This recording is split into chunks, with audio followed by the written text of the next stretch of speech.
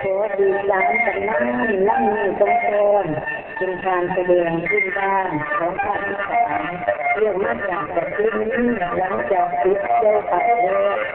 งานหนักหนาผู้บ่าวผู้สาวที่มาเกิดการทุกข์พวกผู้สาวทั้งในบ้านหลังจากกินเขาเริ่มเลยก่อนกันขึ้นยังไงปฏิเสธกันถ้าล้มดวงถึงฝ่ายผู้สาวรักในบ้านกายปวดผู้บ่าวร่วมกันหน้าเล่นสาวก้มเล่นเสียงแก้มเสียงพื้นที่การพูดจาโยกเล่ากันเป็นปัญหาเพราะเขาบอกว่าบางก่อนของผู้บ่าวที่ว่าวันสักผู้สาวว่าไหนอ้ายใจตัดสินใจการเดินประกาศเองท่านมาเจอที่ข้าการบ้านสลาหลวงคนมาคนเราเราเราไม่สีสาวผู้ดีเราไม่สู้เราไม่สู้เราหกแปดใจใช่ก็ได้เห็นนานเห็นตัวหน้ากับเขาดู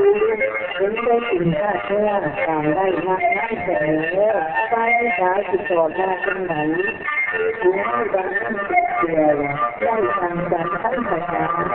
การรับการเกี่ยวกับได้สีให้ทำให้ลงตรงต้นก็เป็นนิสัยน้ำที่ถึงเรื่องไหนท่านขอเทศการติดต้นติดตามรับชมมาตั้งเลยค่ะ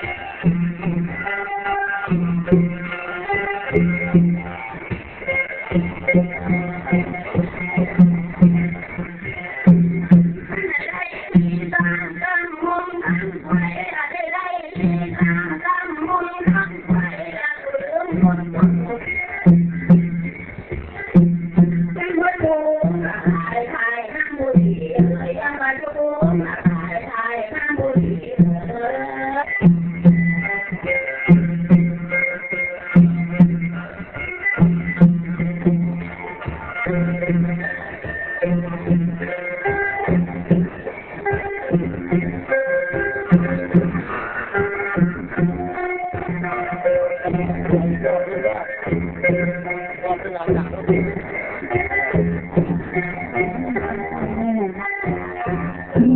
ยงไรแล้วสูงเกลือแต่ที่ป้อนลำวงโบราณค่ะลำวงสมัยแต่ดึกดำบรรพ์การเพลงลำวงนี่จะแสดงถึงความรักของใครจะเกิดชาติใดก็ที่ตามใดชาตินั้นอันนี้คือความรักความสามัคคีและตั้งแต่สมัยโบราณการค่ะเชิญรับชมได้แล้วค่ะ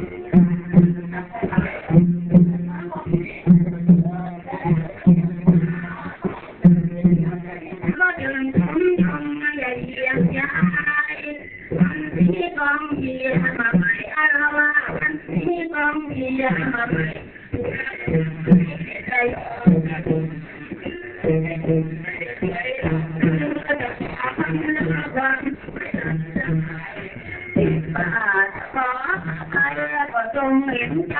จะไม่แดงเลยแต่ที่ตามหาผู้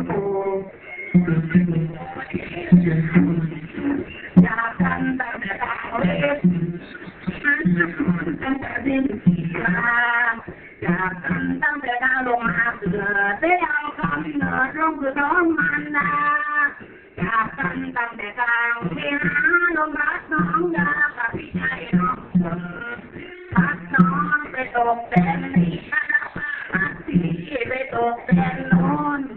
พักไปคนละแห่งละมุนลมยังตอกมีคนบ้าเราห่างกันตั้งแต่ลมพัดน้องมาตั้งแต่ยาคงจะกลายเป็นอื่นอยากทำตั้งแต่หลายวันเกินน้องมองมีตัวอื่นแต่แล้วนึกแก้วตาแต่ดีแล้วแต่ที่ตามมาผู้น้องไม่โกรธที่นี่หรือเดียวถ้าเห็นดังอยู่คนสวรรค์นั้นไม่ให้ทิ้งกันน้องลืมได้หรือยังจะกลับจะมาหรือ